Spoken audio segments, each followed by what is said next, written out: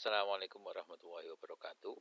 Sebelum kita membahas inti daripada analisis multivariat, maka kita review dulu ya apa yang sudah kita pelajari tentang statistika. Karena pemahaman statistika itu penting sebelum Anda bisa mempelajari analisis multivariat dengan baik. Jadi intinya ini adalah ringkasan daripada mata kuliah statistika. Anda harus mesti tahu ya bedanya statistik dan statistika. Jadi namanya statistik itu adalah skor ya, atau nilai atau angka. Kalau statistika itu ilmu pengetahuan. Jadi kalau kita bilang pertanyaan ini mana yang benar, kuliah statistika atau sama saja. Yang benar adalah kuliah statistika. Gitu ya. Mana yang benar, Badan Pusat Statistik, Badan Pusat Statistika atau sama saja. Yang benar adalah Badan Pusat Statistik. Ya.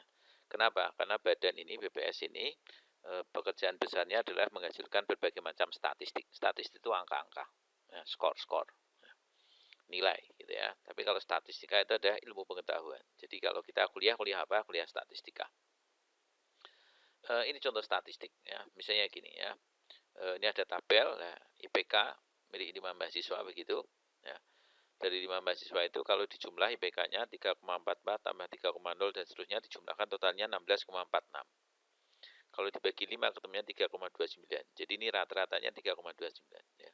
Jadi yang namanya statistik mana? Statistik misalnya nih, cacah mahasiswa ada 5, jumlahnya ada 5 mahasiswa. Jumlah IPK 16,46. Rata-rata 3,29. Jadi ini adalah statistik ya. Ini adalah statistik. 5 orang, 16,46, 3,29 itu namanya statistik. Jadi bentuknya skor-skor. Ini juga statistik. 8 itu apa? 8 itu adalah karyawan yang pekerjaannya bagian administrasi, dia lulusan akademi. 11 itu apa? Karyawan yang pekerjaannya bagian marketing, dia lulus sarjana. Jadi skor 11, skor 8, dan lain ini adalah statistik. 30 apa?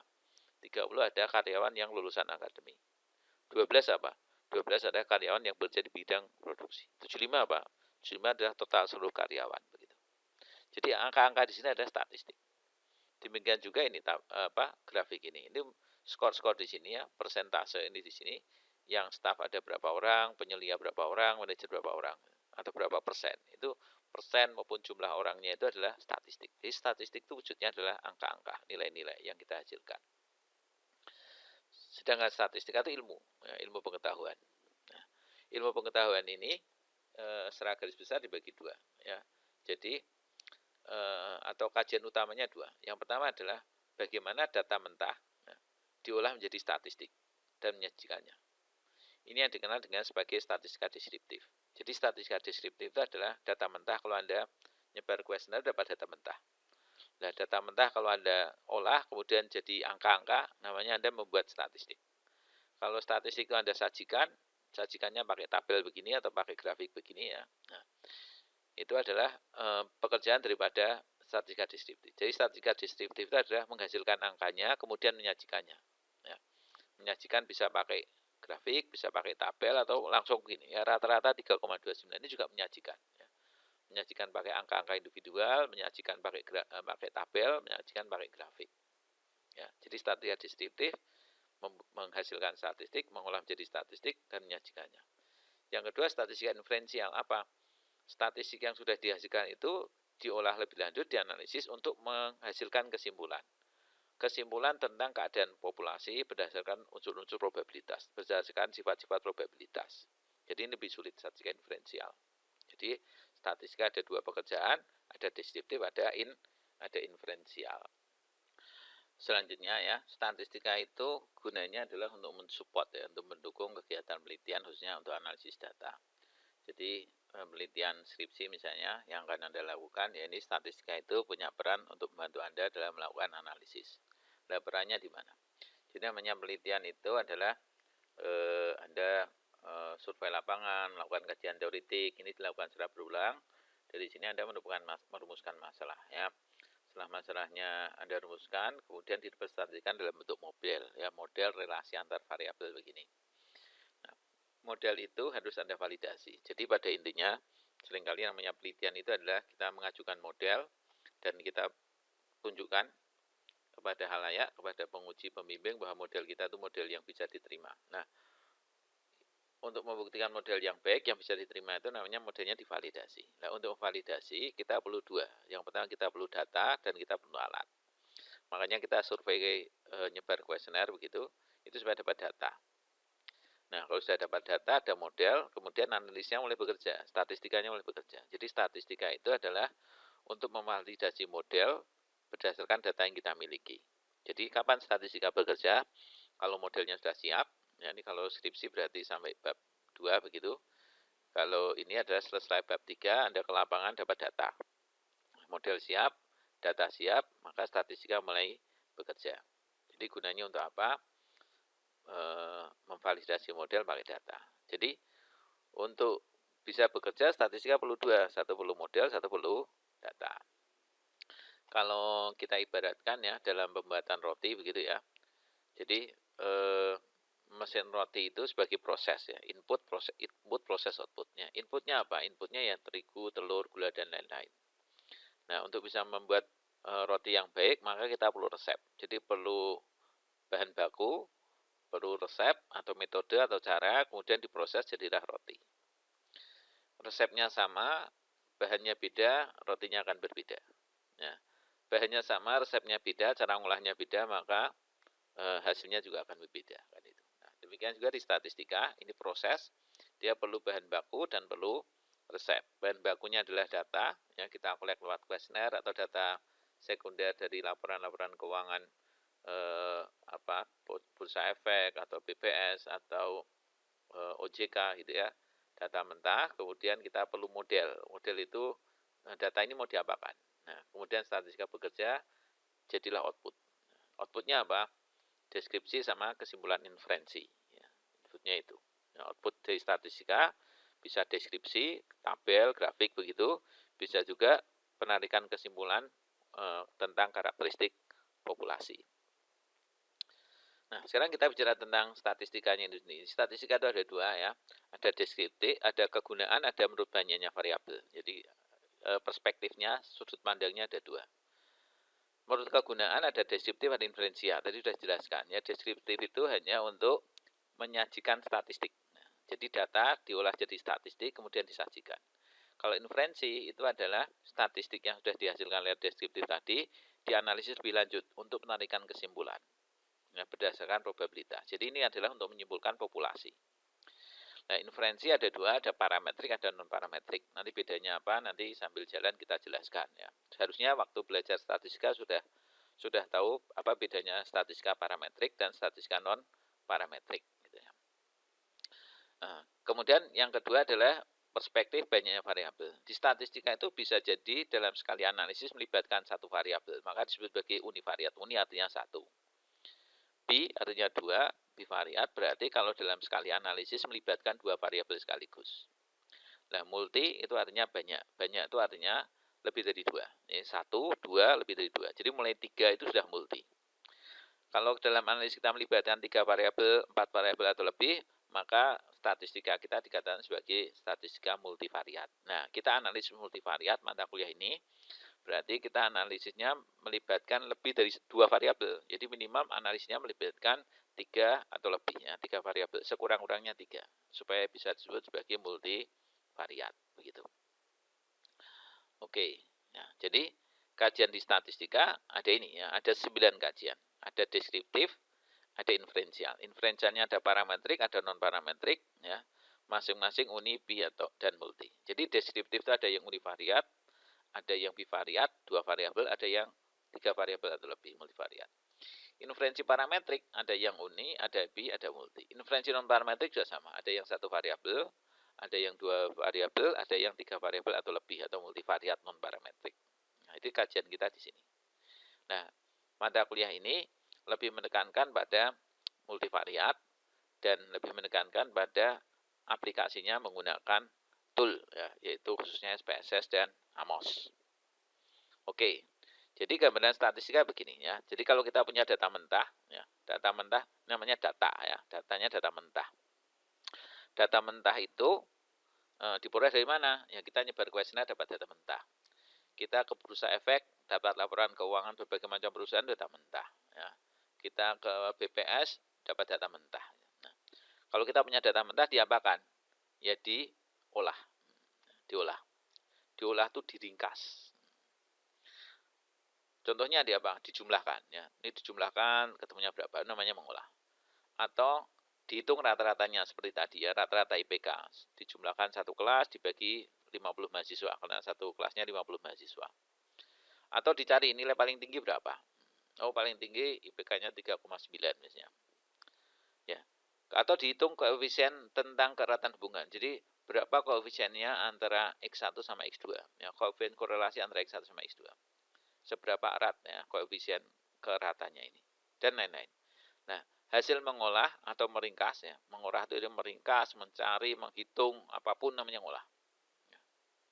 Makanya seringkali saya katakan meringkas. Hasilnya adalah statistik. Data kalau diringkas itu dari statistik. Statistik contohnya apa? Ini min. Ya, X bar itu adalah min. Kemudian S itu varian.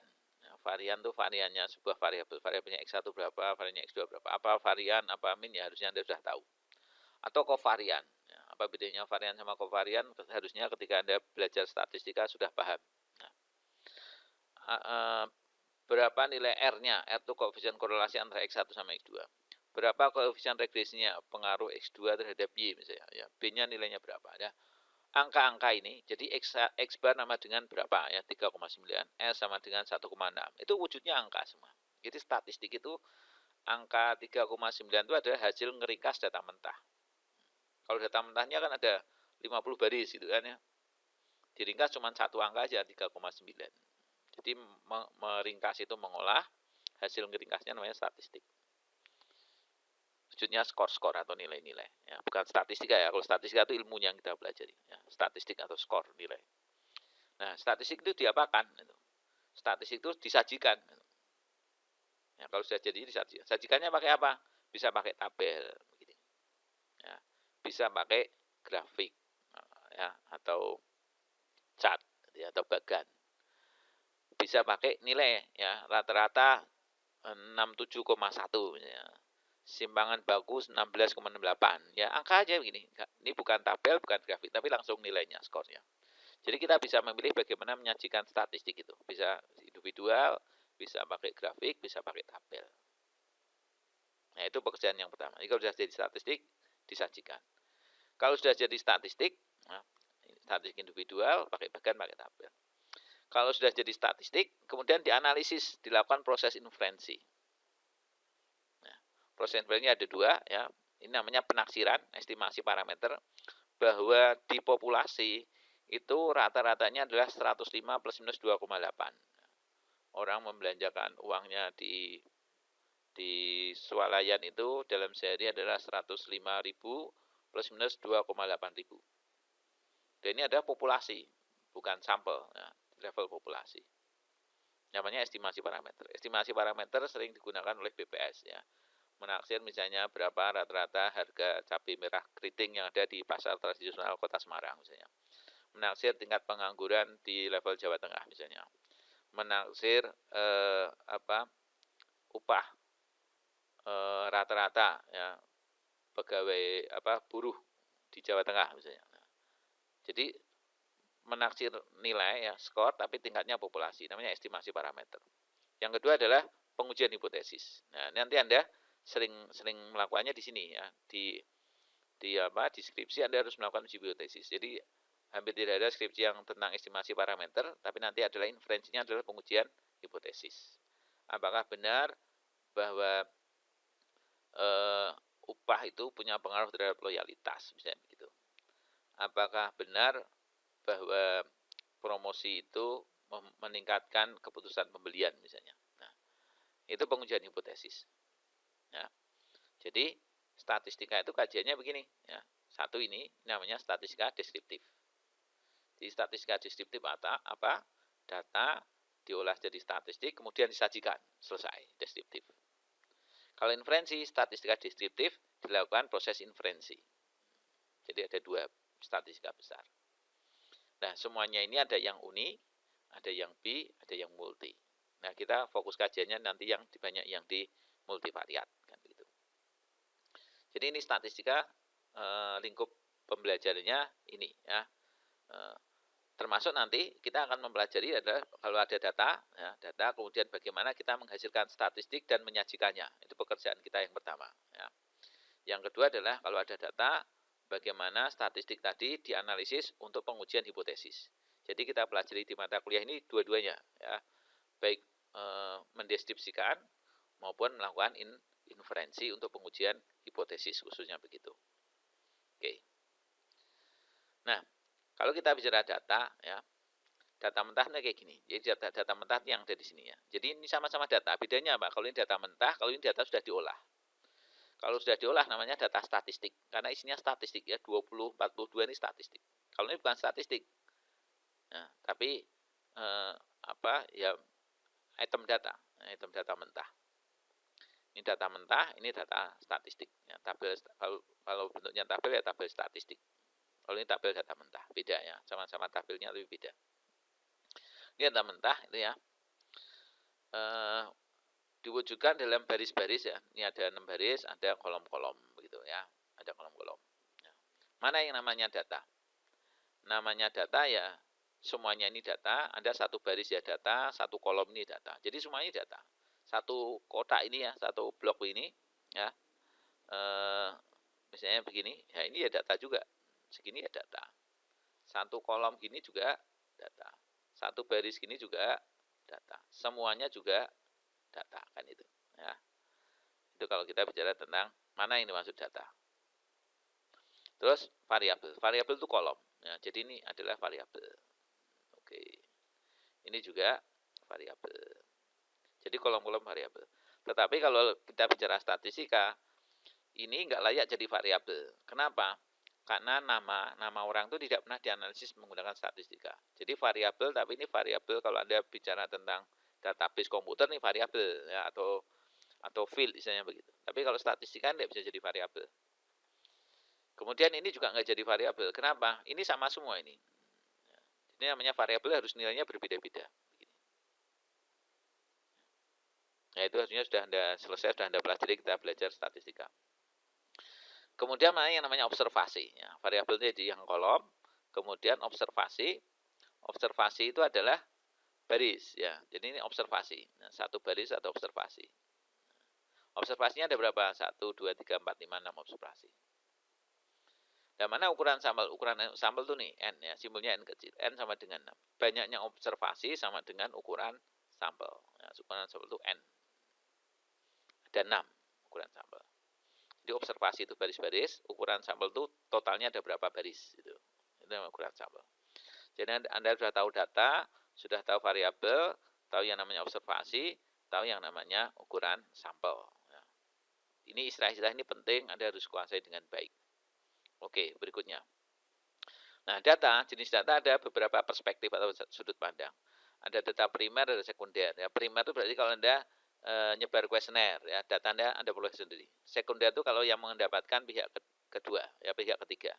Anda ke OJK dapat datanya sekunder. Anda ke Bursa Efek dapat datanya sekunder. Tapi kalau Anda nyebar kuesioner data primer. Kemudian ada data cross section. Cross section itu adalah kalau Anda nyebar kuesioner ya, sekali nyebar dapat data selesai, itu cross section. Tapi kalau time series itu datanya urut waktu. Urut waktu adalah tahun 2000 diamati ya. Ya, misalnya biasanya data sekunder banyak yang time series ya. Tahun 2000 labanya berapa, tahun 2001 labanya berapa, 2002 labanya berapa. Tiap tahun diamati.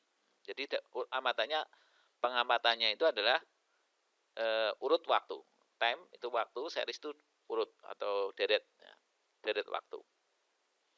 Jadi urut waktu. Atau triwulan 1, triwulan 2, triwulan 3, triwulan 4. Nah. Atau misalnya jam 6 pagi diamati, ya, jam 7 diamati, tiap jam diamati. Ya, hasil pengamatannya bagaimana? Ini mengamati pertumbuhan tanaman misalnya. Nah, itu time series bisa. Tapi kalau Anda minta pendapat orang ya, nyebar kuesioner begitu, kan Anda sekali nyebar ya sudah selesai. Tidak terus tanyain lagi kan enggak. Sekali potret ya, cross section itu bahasa sederhananya adalah sekali potret atau sekali tangkap. Tapi kalau time series ditangkap berkali-kali. Nah, kalau panel itu gabungan antara cross section sama time series. Jadi ada unsur cross sectionnya, ada unsur time seriesnya. Jadi misalnya yang panel itu misalnya ini urut tahun, kemudian ini PTA, PTB gitu ya, PTC dan seterusnya ya. Jadi PT-nya, perusahaannya ABCDE itu adalah unsur cross sectionnya. Nah, ini labanya tiap tahun itu adalah unsur time seriesnya. Jadi ada gabungan antara cross section sama time series panel. Kemudian ada nilai, jenis nilai ada discrete, ada continue ya. Discrete itu yang begini ya. Jadi loncat-loncat. Ya, misalnya apa yang discrete itu? Discrete itu contohnya banyaknya mahasiswa. Banyaknya mahasiswa kan kalau enggak 10, 11, 12, 13 ya. Banyaknya anak. Anaknya berapa? Anaknya 0. Kalau enggak anaknya 1, kalau enggak anaknya 2, kalau enggak anaknya 3 kan itu. Tidak ada di antaranya enggak ada. Anaknya berapa? 1,3 kan enggak mungkin. Ya kalau enggak 1 ya 2, kalau enggak 2 3 namanya discrete gitu ya. Laki perempuan itu discrete gitu ya. Apalagi misalnya program studi akuntansi, manajemen, kemudian sistem informasi, teknik informatika, elektro dan seterusnya. Nah, itu discrete. Data discrete itu seperti itu. Ya, di antara dua nilai yang berdekatan tidak ada nilai yang lain. Antara nilai 1 dan 2 ya enggak ada 1,3 1,4. Kalau 1 ya yang kedua, kalau enggak ya 0 gitu aja. Tapi kalau continue itu ya continue namanya continue kan berkelanjutan. Dari titik terendah ke tingginya berkelanjutan. Misalnya apa? Berat badan. Ada orang berat badannya 0, ada yang berat badannya 100 kilo. Ada nggak di antaranya? Ada. Berapa? 50 kilo. Antara 0 dan 50 kilo ada yang berat badannya 25 kilo. Antara 0 dan 25 kilo ada yang 10 kilo. Ada yang 1 kilo. Dan seterusnya sampai 0, gitu. Ada yang 50,001, 50,02. Jadi itu di antara dua nilai, sembarang nilai itu pasti ada nilai yang lain. Ya. Jadi contohnya yang continue ya berat badan, kemudian upah atau gaji itu adalah continue. Kemudian persen itu laba, kemudian utang gitu ya, return on asset, kemudian pajak, laba sebelum pajak dan seterusnya. Semua rasio itu semuanya continue semua. Ya. Tapi kalau jenis perusahaan ya, itu discrete. Ya. A, B, C itu discrete. Tapi kalau skor dan skornya itu di antara dua nilai masih memungkinkan nilai yang lain berarti ya continue. Yang terakhir yang paling penting ya. Jadi ada data yang namanya metrik, ada non metrik. Ya. Bedanya apa? Data non metrik itu biasanya dikolek pakai pertanyaan apa. Kalau metrik itu berapa? Ya, misalnya berapa umurmu ya berarti metrik. Berapa IPK-mu metrik. Berapa berat badanmu metrik. Apa hobimu non metrik. Apa pekerjaanmu, profesimu non metrik. Apa program studimu non metrik. Apa jenis kelaminmu non metrik gitu ya. Apa tingkat pendidikanmu SD, SMP, SMA non metrik. Berapa lama Anda kuliah metrik. Ya. Nah, itu penting ya. Nah, non metrik dibagi dua, nominal sama ordinal, interval sama rasio. Jadi ada N O I R. Ya. Nominal itu hanya bisa dibedakan. Jadi bahwa satu dengan yang lain itu berbeda. Misalnya laki sama perempuan, nah itu nominal. Kemudian akuntansi manajemen. Akuntansi manajemen sistem informasi, bahasa Jepang, kesehatan masyarakat, nah itu nominal. Tapi kalau ordinal itu selain bisa dibedakan, dia bisa diurutkan. Misalnya tingkat pendidikan SD, SMP, SMA, nah, kan beda. Tapi urutannya jelas dari SD ke SMP. Tapi kalau laki sama perempuan kan urutannya nggak ada. Ya. Perusahaan kecil sama besar, nah, itu adalah nominal. Tapi kalau ada kecil, ada sedang, ada besar, berarti ada urutannya itu baru ordinal kan itu. Ya ordinal. Apalagi misalnya ukuran sepatu ya. Atau ukuran baju S kemudian apa S ML ya itu ordinal urutannya ada. Tapi kalau nggak ada urutannya berarti dia nominal. Jadi apa pertanyaannya apa bisa diurutkan. Tapi kalau pertanyaannya apa nggak bisa diurutkan berarti dia nominal. Nah kemudian interval sama rasio. Nah semua yang berapa itu adalah rasio. Kecuali suhu sama tahun. Ya, suhu tubuh, suhu ruang, derajat Celcius itu interval. Kemudian tahun. tahun berapa Anda lahir? Saya lahir tahun 1999 misalnya. Saya lahir tahun 2003 misalnya. Saya lahir tahun 2001 misalnya. Nah, itu adalah tahun interval. Ya, cuman suhu sama tahun. Semuanya rasio. Ya, semuanya adalah rasio.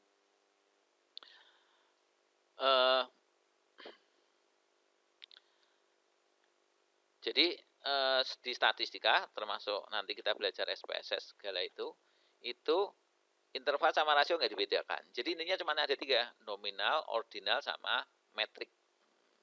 Nominal, ordinal, sama metrik. Nah, SPSS punya bahasa sendiri. Ya, nominal tetap nominal, ordinal tetap ordinal, metrik itu bahasanya dia itu namanya skill, ya, skill, skala, data berskala. Skala itu bahasa SPSS-nya untuk menyebutkan metrik, skill. Jadi nanti jenis data di SPSS ada 3, nominal, ordinal, sama skill. Skill itu apa? Metrik. Metrik yang gimana? Yang berapa. Jadi kalau berapa tahun usiamu, berarti dia rasio. Tahun berapa kamu lahir? Interval. Karena dia tanya tahun. Tahun berapa sama berapa tahun beda ya. Berapa tahun usiamu? 20 tahun. Nah, itu rasio. Tahun berapa kamu lahir? Saya lahir tahun 2001 misalnya. Nah, itu berarti tahun 2001 adalah interval. Nah, tahun berapa? Interval, berapa tahun? Rasio. Semuanya rasio kecuali tahun sama suhu. Gitu aja. Ya, semua yang berapa adalah rasio atau skill. Udah ya. Oke, berikutnya sekarang kita bicara tentang variabel ya. Jadi variabel itu kalau lihat di data ini itu adalah yang kolom ini ya, kolom. Nah, variabel itu apa? Ya, yang nilainya berbeda-beda ya, variable.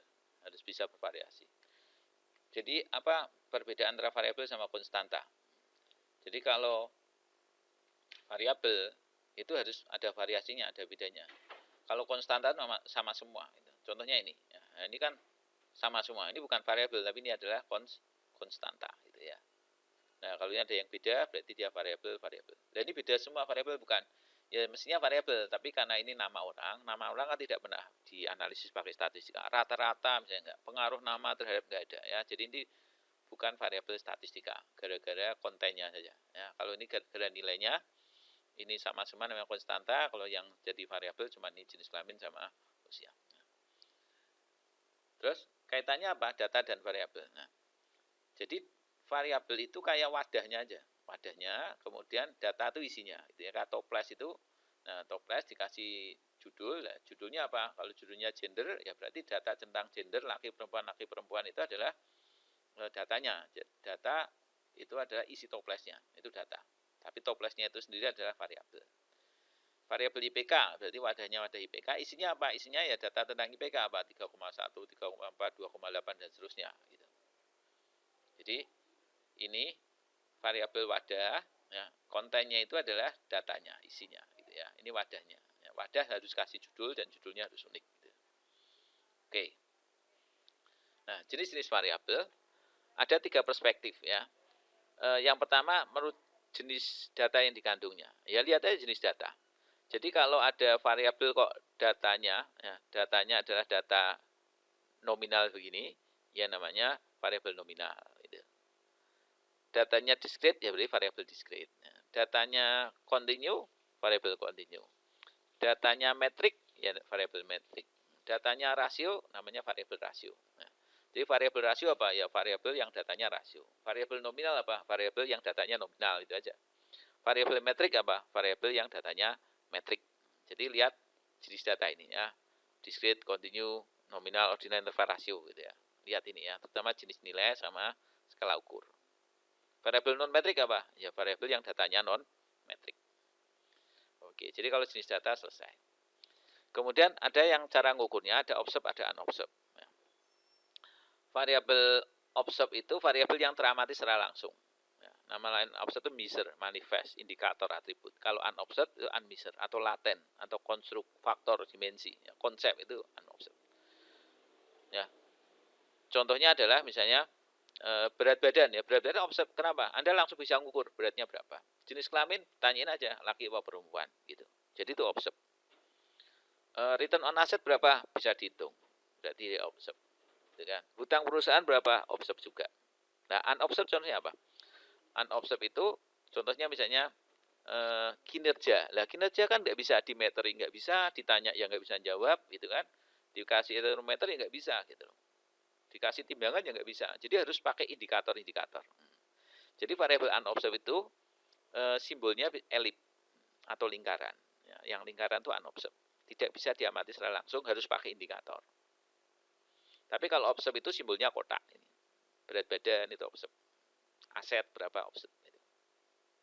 Ya. Jadi unobserved harus pakai indikator cara ukur. Tapi kalau observed diukur langsung bisa. Ya, ditanyain atau dimeteri, ditimbang,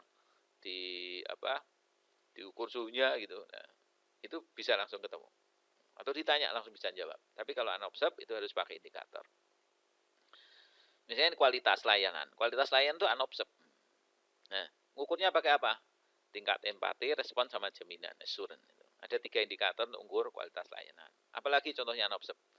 Ya, kualitas layanan, loyalitas, motivasi, buying decision, keputusan pembelian misalnya, intention to buy, niat untuk membeli misalnya.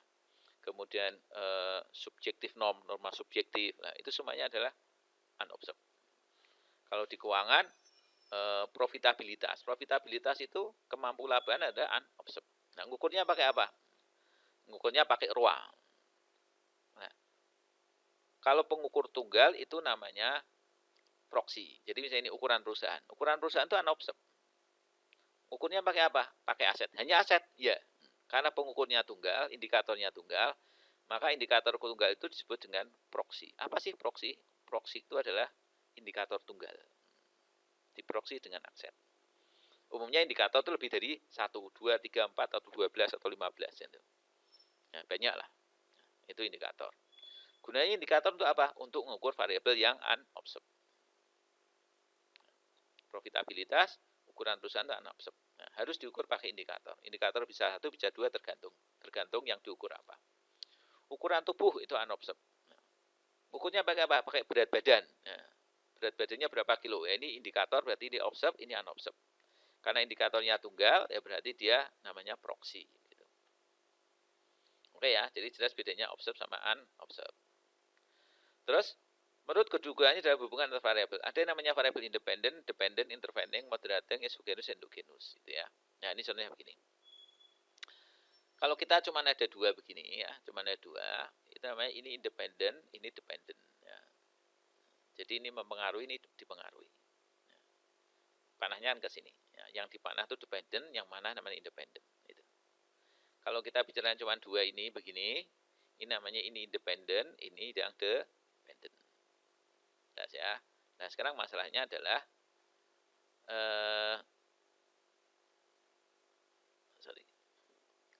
masalahnya adalah bagaimana kalau 3 begini?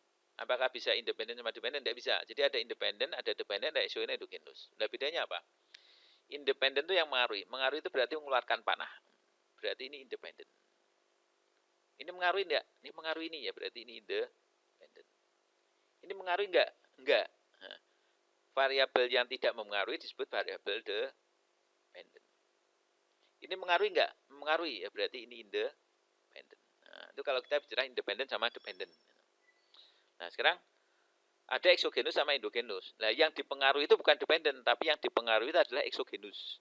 Kalau endogenous. Endogenous dipengaruhi. Kalau tidak dipengaruhi, namanya exo. Nah, apakah ini dipengaruhi oleh variabel lain? Ada nggak dia dituju panah atau enggak? Ada panah ke sini enggak? Enggak ada. Enggak ada berarti dia exogenous. Ini ada nggak dipengaruhi oleh yang lain? Enggak. Ini berarti juga exogenous. Ini dipengaruhi nggak? Dipengaruhi. Ini kan ada panah yang ke sini. Ini berarti dipanah dia. Kalau dipanah berarti dia, sorry ini exo ya. Ini exo ya. Ini exo. Ini exo. Kalau dipengaruhi berarti dia endogenous. Dipengaruhi nggak? Ya. Ya. Ini dipengaruhi. Karena dia dipanah. Dipanah berarti dia endogenous. Jadi kesimpulannya, keanekaragaman karyawan of diversity itu adalah independent exogenous. Ini independen sama tapi endogenous. Beda ya. Yang satu independen exogenous, kalau ini independen tapi endogenous. Kalau ini dependent dan endogenous. Beda. Oke. Independen eksogenus, independen endogenus. Sama-sama independennya, yang satu ekso, yang satu endo. Kalau ini independen, yang ini dependen. Sama-sama endogenusnya, tapi ini independen, ini dependen. Jadi Anda harus bisa bedakan 4 ini. Terus kemudian, apa yang dimaksud dengan moderating sama intervening? Nah, moderating itu adalah variabel yang menaik. Ini namanya moderating atau mediating. Kenapa? Dia berada di antara workversible sama organizational cell effectiveness. Jadi variabel yang menengahi, ya, mediating menengahi atau memediasi gitu ya, relasi antara satu variabel dengan variabel lain, dia posisinya di tengah, namanya variabel mediating atau intervening namanya. Intervening atau mediating. Nama lainnya adalah mediating. Mediating variabel. Ya, variabel mediating atau intervening. Nah, variabel moderating, ada variabel moderating, variabel yang mana moderating? Variabel yang mempengaruhi relasi. Jadi ini panahnya itu bukan ke sini, bukan ke sini, tapi dia ke panah. Panahnya menuju panah. Ini disebut sebagai variabel moderating. Ya, moderating. Apa itu variabel moderating? Variabel yang mempengaruhi relasi. Jadi bukan variabel. Kalau independen itu kan mempengaruhi dependen, ya. Exo mempengaruhi indo. Gitu. Tetapi moderating itu variabel mempengaruhi relasi, ya, mempengaruhi hubungan. Jadi panahnya itu menuju panah. Namanya moderating. Jadi namanya moderating itu adalah bahwa kita punya karyawan yang diversity, bermacam-macam, ada laki, ada perempuan, ada orang Jawa, ada orang Sunda, ada orang Batak, ada orang Minang, ada orang Papua, itu ada lulusan elektro, ada lulusan manajemen, ada lulusan psikologi, macam-macam itu ya. Ada bule, ada orang Indonesia. Kemudian sinergi kreativitas, ya, saling bersinergi, ya, saling tolong menolong, bantu membantu, bahu membahu. Apakah kalau karyawannya macam-macam itu muncul sinergi kreativitas? Belum tentu, tergantung kepada manajerialnya, seberapa baik manajemen itu berkontribusi terhadap relasi ini.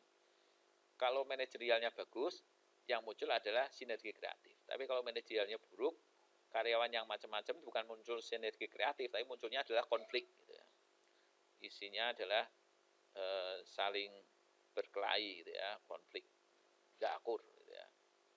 Bukan sinergi kreatif. Itu kalau ininya jelek. Jadi kalau ini bagus, muncul kreatif sinergi. Kalau ininya buruk, yang muncul adalah konflik. Jadi relasi antara karyawan yang beraneka ragam dengan sinergi kreativitas itu dipengaruhi oleh managerial expertise. Maka managerial expertise itu dikatakan memoderasi relasi antara work diversity dengan kreatif sinergi. Namanya variable moderating. Oke. Terakhir model, ya. Model itu simplifikasi realitas. Bentuknya bisa kayak gini ya, model. Ini hubungan antar variabel yang begini yang kita contohkan tadi juga model. Nah, nanti model-model kita bukan yang ini, tapi yang ini. Ya. Tapi namanya model itu apa? Model itu adalah penyederhanaan realitas. Ini adalah simulasi pesawat. Ini penyederhanaan, realitasnya pesawat beneran. Ya, ini market adalah penyederhanaan realitas. Realitasnya adalah kantor beneran. Orang beneran, ini penyederhanaan. Ini adalah penyederhanaan realitasnya adalah kalau sudah dijual di toko-toko, di butik-butik, sudah Anda pakai realitas. Kalau dia yang pakai namanya model. Ya. Demikian juga ini ya, keadaan di lapangan Anda sederhanakan pakai relasi-relasi variabel. Ya, bisa pakai hubungan antar variabel begini, maupun pakai model-model matematis begini ya. Nanti kita banyak bicara tentang ini, model matematis maupun relasi ini. Dua-duanya kita pakai. Ya, X1-nya apa, X2-nya apa, dan seterusnya. Jadi fakta di lapangan kita sederhanakan pakai bagan-bagan begini. Namanya kita melakukan pemodelan. Nah, penelitian kita itu adalah kondisi di lapangan, ya, fakta di lapangan kita sederhanakan pakai model, ya, pakai model gini. Nah, terus modelnya kita validasi. Apakah model kita ini baik, bisa menjelaskan kenyataan di lapangan atau enggak? Nah, cara validasi bagaimana? Ya pakai statistika. Statistika itu tool untuk validasi. Dia untuk bekerja statistika butuh data. Jadi data diolah pakai statistika itu tujuannya adalah untuk memvalidasi model kita apakah bisa diterima atau tidak. Ya. Fakta di lapangan, Anda potret, ada sederhanakan jadi begini, kemudian ini divalidasi pakai statistika. Anda collect data, Anda panggil statistika, kemudian analisis untuk menjawab apakah ini model bisa dipakai atau tidak bisa. ya. Jadi realitas itu adalah model plus error. Kalau errornya 0 berarti modelnya sama dengan realitas, nggak mungkin. Ya, jadi analisis yang kita lakukan itu umumnya tentang errornya ini. Gitu. Ya. Bagaimana error model kita sekecil mungkin. Kalau 0 nggak mungkin. Jadi model yang baik adalah model yang errornya kecil. Gitu. Ya. Contoh kasus pemodelan begini. Anda punya karyawan 1000 gitu ya. Terus pada karyawan Anda itu produktivitasnya menurun. Mengapa tambahan bonus yang diberikan tetap tidak bisa memperbaiki kinerja? Jadi Anda gini, punya karyawan 1000, kemudian produktivitasnya turun, kemudian Anda kira itu karena honornya kurang, karena upahnya kurang. Upah Anda naikkan. Ternyata kinerjanya sama aja, tetap aja jelek gitu. Nah, kenapa kok bisa begitu? Karena masalahnya ternyata bukan upah.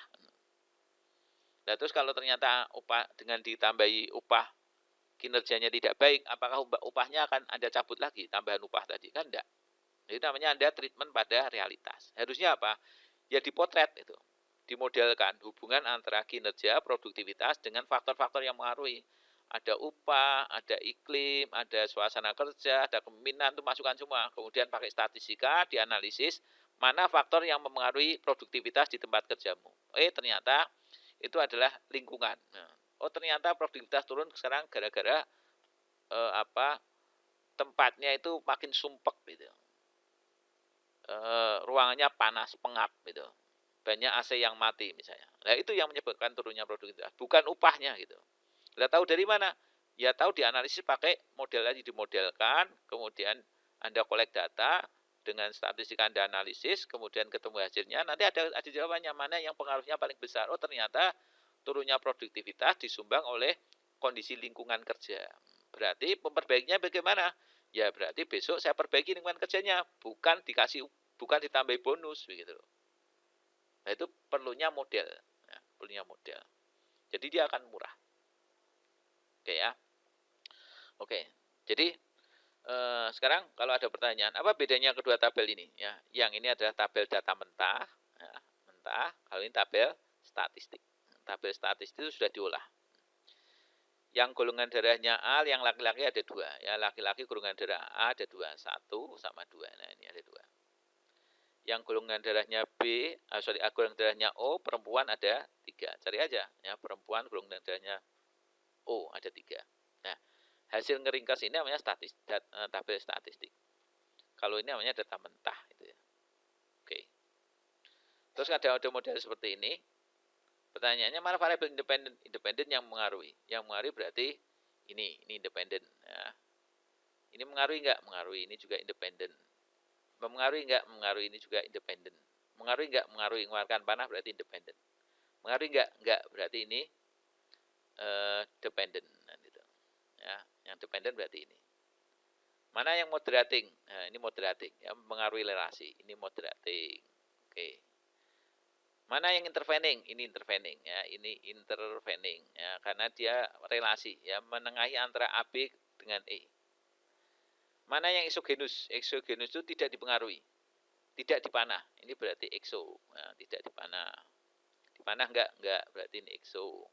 Dipanah enggak, berarti exo. Endogenous yang dipanah, berarti ini endo. Ya, ini endo, karena ada yang panah ke sini. Ada panah ke sini, berarti juga endo. Mana yang observe? Enggak ada. Nah, observe itu yang kotak.